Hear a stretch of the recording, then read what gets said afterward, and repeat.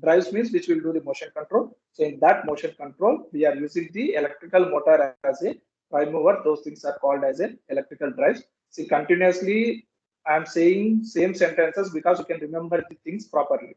Okay. So those things are called as a electrical drives. In that electrical drive, suppose that motor is a DC motor, those drives are called as a DC drives. So how many types of DC motors we have? We have 4 types of DC motor: separately excited DC motor, DC series motor, and DC shunt motor, and DC compound motor. And this DC motor is converting electrical energy into the electrical energy. So it requires a DC input. That one it will convert into according to the load requirement. So we are feeding this motor by using the rectifier. That's why we are calling these drives as a rectifier fed DC drives. So drive will use for the motion control, and prime mover is a motor. That motor, electrical motor, is a DC motor, so it is a DC drive. That DC drive is working by feeding with the rectifier. That's why we are calling these drives as a rectifier fed DC drives. So in rectifier, how many types of rectifiers available? One is generalized classification is uncontrolled rectifiers and controlled rectifiers. Uncontrolled rectifiers means, generally rectifiers means which converts AC energy into the DC. So in these rectifiers, uncontrolled rectifiers means the DC output voltage which is generated by the rectifier is not able to control. Those rectifier is called as uncontrolled rectifier. And if suppose we are able to control the DC output voltage, then those rectifiers is called as controlled rectifier. So uncontrolled rectifier means generally these are consist of power electronic switches which we are not able to control. So what are the uncontrolled switches? Those are the diodes. So why diode is not able to control? So diode will operate according to the nature, not according to somebody will control. If you want to switch on the diode whenever you want, that is not possible. It will on when anode side is positive or greater than the cathode side voltage, then only power will transfer from anode to cathode. So it will operate according to the situations, not according to our requirement. If suppose you want to switch on at whatever time you want, you are not able to switch on. It will switch on when anode is greater than the cathode, then only power will transfer from one side to another side. That's why we call these switches uncontrolled switches. Whereas what are the controlled switches? What are the controlled switches? SCR.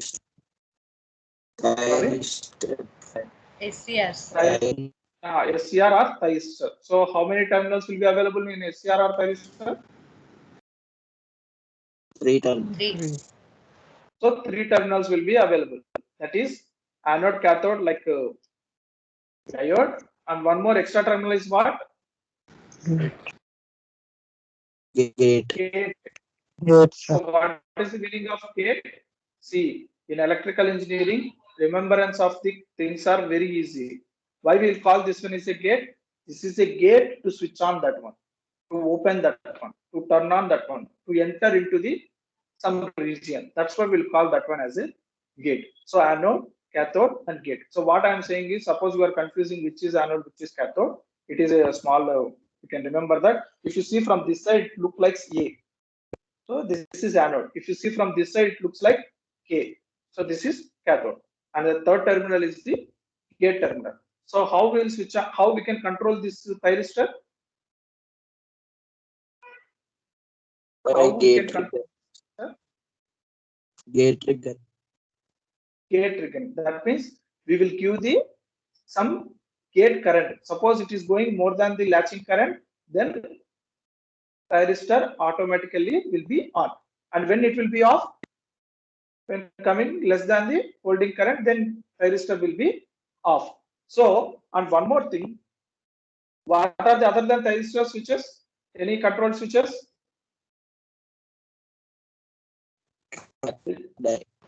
BJ. VJ is there, IGBT is there, MOSFET is there, right? So what is the difference between the IGBT, MOSFET and the thyristor?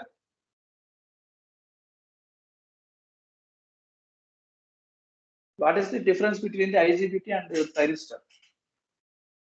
So here we have to remember why I am saying this one means when we will go to the next chapters and somewhere it will be useful. See, this SCR, these things are actually only we can turn on them. For turn off, again we want another circuit.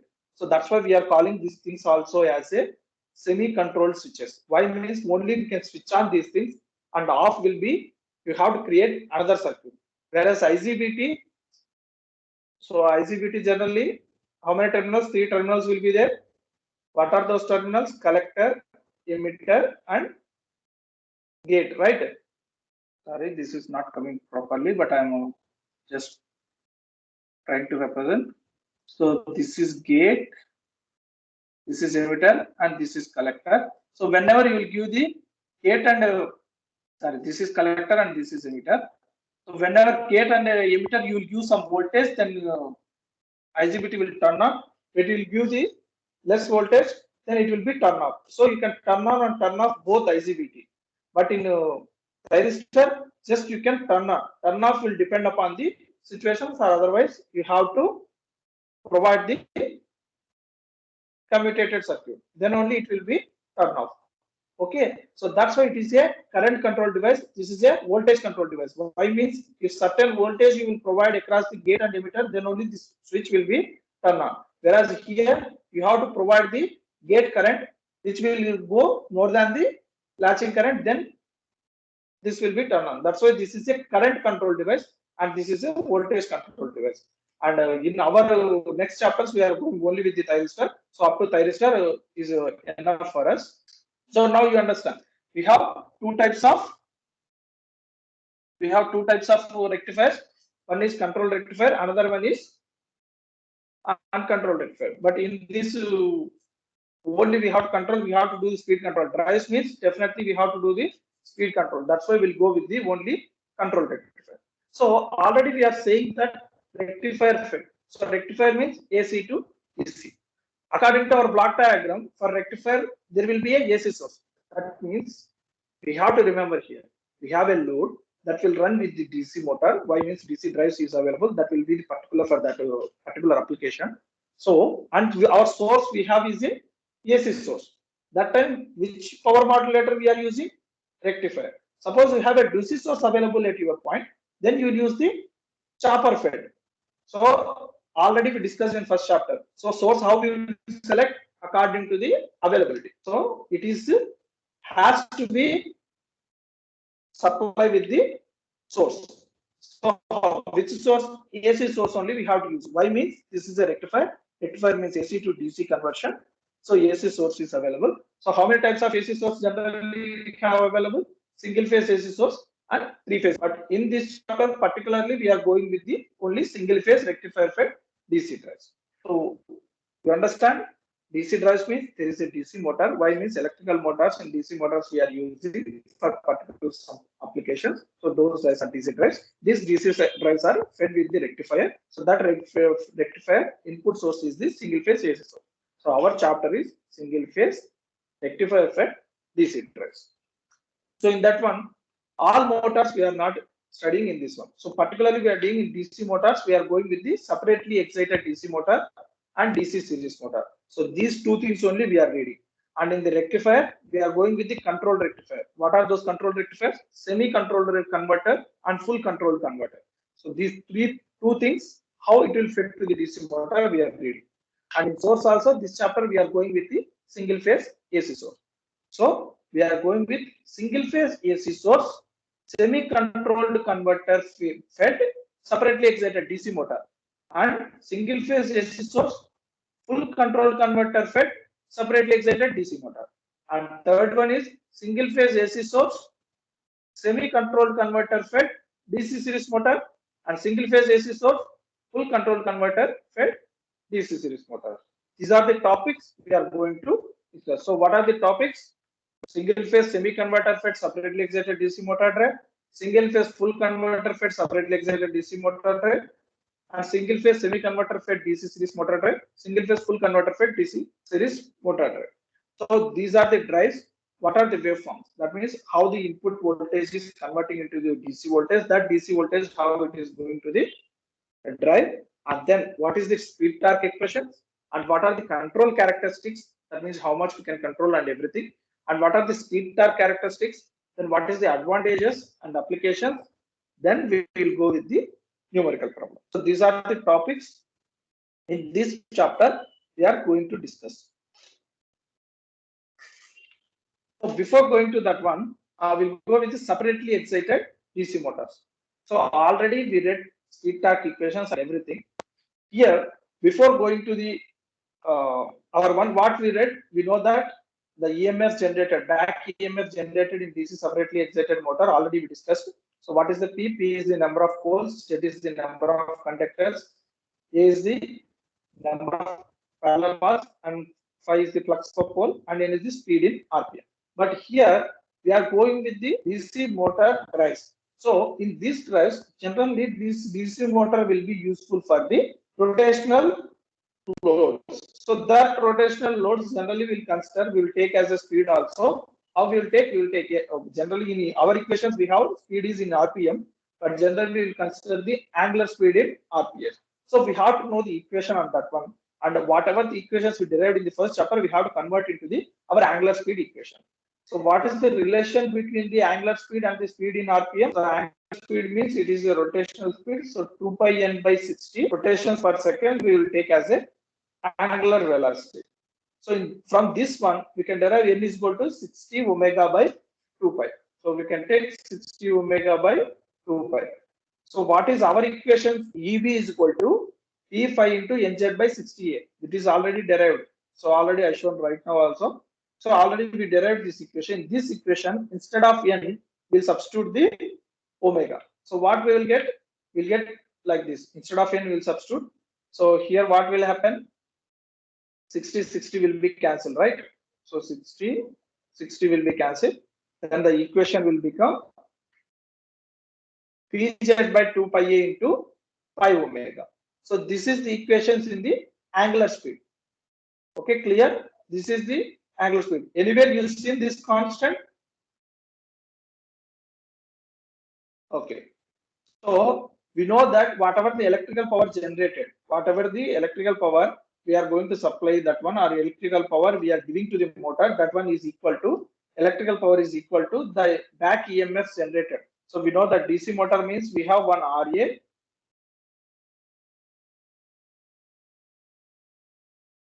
this is one RA, and one back EMF, right? So one back EMF EB, and we are supplying the electrical power. We will supply the electrical power. So current through this DC motor is equal to IA.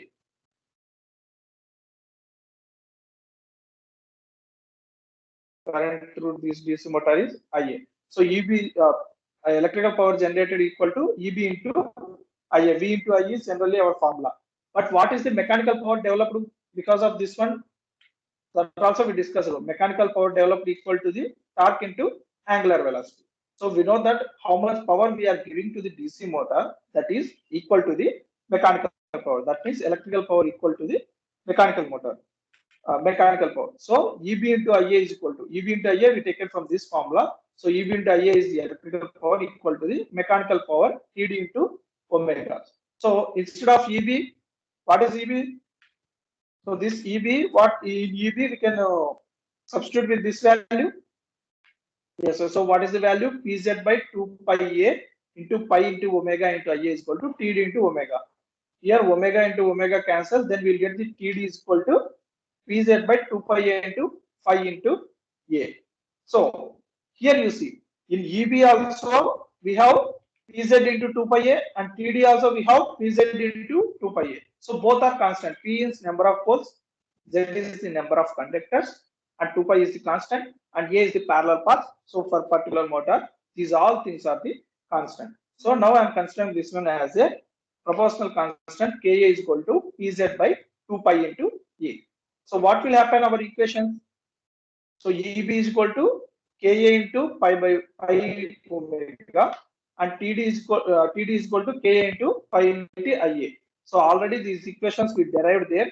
EB is equal to CE into phi into N, and TD is equal to CT into phi into IA in first chapter. So here what we make, we made constant term, everything we converted into the omega, and we are taking here like EB, that means back EMF generated is directly proportional to the flux per pole and also the angular velocity, and the torque developed by the motor is directly proportional to the flux per pole and the armature current. Whereas Ka is equal to Pz by 2 pi A into A. So now we got the EMF equation and torque equations. We have to go for the separately excited DC motor. So in separately excited DC motor, as we know that here I'm trying to draw, please understand, this is the RA and this is the EB, and we will give some supply to this one.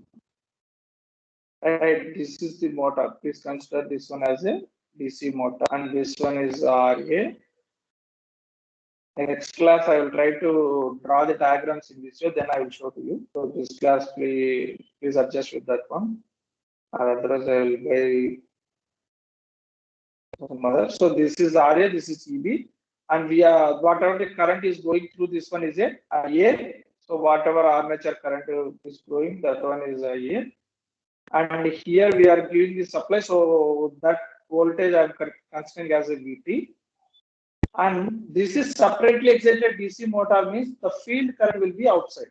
The field current will be outside, right? So this field current, so we will consider this one as a RF. This one as a RF. And whatever current we are sending, that one is IF.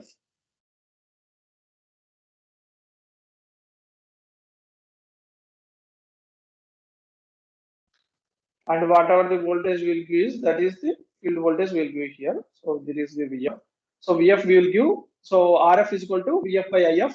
So whenever you want to change the IF, so you can change the RF also if you keep the variable resistance that one. So that much of the flux will give the here. So this is separately excited DC series motor. So here equation is VT minus IA into RA by EB. So from this one, so what we'll get, so this is the figure I'm arranging here. Okay, so what we'll get, EB is equal to VT into IA into RA. Why we are going this one, we have to know that what is the equation, and EB is equal to Ka into phi into omega. Last slide we seen that, and now you see this is the Ka into phi into omega into, so EB we are substituting the EB value here, so we will get this one. Then angular speed V omega is equal to Vt minus Ia Ra by Ka into phi. So in this one, if you observe, suppose our armature current we kept as a constant, and resistance, armature resistance also constant, then what are the factors that speed of the motor is depending on Vt and phi also. So even though if you go for the not DC motors in some other motors, then Ra also, if you're able to change armature resistance control methods also will be available for the speed control. So here from this equation we are saying that speed will be controlled by the three factors, that is terminal voltage which we are giving to the DC motor, and the flux which we are giving, and then Ra also we can say, but here we are considering Ra as a constant. So these are the factors which is directly affecting armature voltage control and flux control. In the separately excited DC motors, we already told that we are giving the we are exciting from the separately excited, so flux will be always constant. Flux is not going to reduce. So we can take this Ka into phi also as a constant. Okay, so we can take this Ka and phi also as a constant. Here you see, if suppose this is the equation, these are the, sorry. Okay, so if you draw the waveforms, torque and power, and also the angular speed, whatever the angular speed, and also the torque and power equation. So please observe this one. If it is in board, I will draw one by one, but here clearly you can see that. Suppose you consider downside is the, this is the Ia, this line is the Ia, and this line is the IF, and this line is the flux, and this is our terminal voltage. So four waveforms are there here: armature current and flux current, sorry, not for field current and flux, and here torque and power, and x-axis is always angular speed. So what is the meaning of base speed? The speed at which the armature voltage, rated armature voltage and rated armature current, that voltage, rated armature voltage and current that speed is called as the base speed. So up to base speed, we'll consider that our IA is constant. So here we also given straight line, our IA is constant, and we are saying that up to rated voltage, our flux will be not weakened. So our flux also constant. Flux constant means the field current is constant, so the flux also constant. So up to this region, you consider. If suppose you want to change the voltage, IA is constant, RA is constant.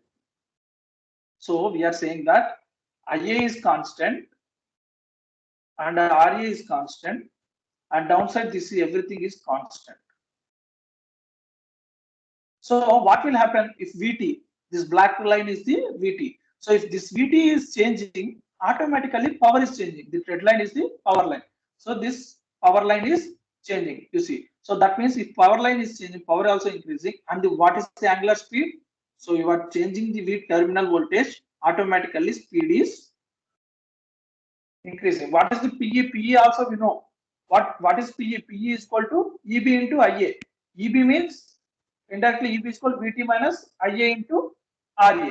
So IA RA is constant, VT is increasing, EB is increasing. EB is increasing and IA is constant, power also increasing. So we can control the speed from 0 to base speed. How we can control? By changing the terminal voltage. So terminal voltage which we are giving now, rectifier is giving to the DC motor. This is the DC motor equation. So if you change the terminal voltage, you can change the speed. So up to base speed, if you change the terminal voltage, automatically up to rated volt, speed is changing. But so in this region, if you see the torque, what is the torque formula? What is the torque formula? In previously we seen what is the torque formula? So previous slide we seen the torque formula is Ka into phi into Ia. Here flux is constant, Ia is constant, and Ka is constant. The torque will become constant. So we are considering that region as a constant torque region. This region we are considering as a constant torque region. Okay. And after base speed, what will happen? The terminal voltage is constant. The terminal voltage is constant. If terminal voltage is constant, IA is constant, RE is constant, EB is going to be constant. If EB is constant, electrical power developed. So whatever electrical power developed is constant. Why means EB also constant and IA also constant. That's why here power is constant. But what about the torque? Torque is equal to Ka into flux into armature current. Armature current is constant, but it is directly proportional to the flux. So after the base speed, flux is weakening. So when flux is weakening, that time torque is reducing. So this region we are calling as a constant power region. This is the constant power region. So in speed control, if you want to control the motor more than the base speed, so you have to go for the flux control. If you want to control the speed less than the base speed, you have to go for the voltage control. Okay. But if suppose same DC motor, we are talking about the separately excited DC motor. Suppose it is a permanent magnet DC motor. In permanent magnet, flux will be constant. Yes or no? Flux will be constant. That means flux you are not able to go. You are not able to weaken the flux. Here it is a separately excited. So if you change the IF value, then automatically phi value also will reduce. If phi value will reduce, then your flux is changing. Then your speed also you can control greater than the rated speed. But in permanent magnet DC motors, you are not able to change the flux. Why means those are the permanent magnet, their flux is fixed. You are not able to go beyond the base speed. So that's why. So if you want to control the more than base speed, you will go with the constant power rating and the flux weakening, flux voltage control method. And if you want to control the less than base speed, you will go with the terminal voltage method. Otherwise, whatever the voltage we are giving, armature voltage control method. That's why in lab also we will do armature voltage control, field flux control, whatever the things we will do according to these equations only we are going to do. So here we understand that. So this terminal voltage is the main thing. So this terminal voltage we are going with the We are controlling with the rectifier. That's why we are calling this rectifier fed DC control. So that rectifier, two types of rectifiers we are using. One is the semi-control rectifier and full control rectifier. So in semi-control rectifier, there will be some limitations, and full control rectifiers, there will be some limitations. How that semi-control rectifier and full control rectifiers are useful for here, and what are the waveforms we are coming, that we will discuss in the next class. Okay. Any doubts? Any doubts? No, sir.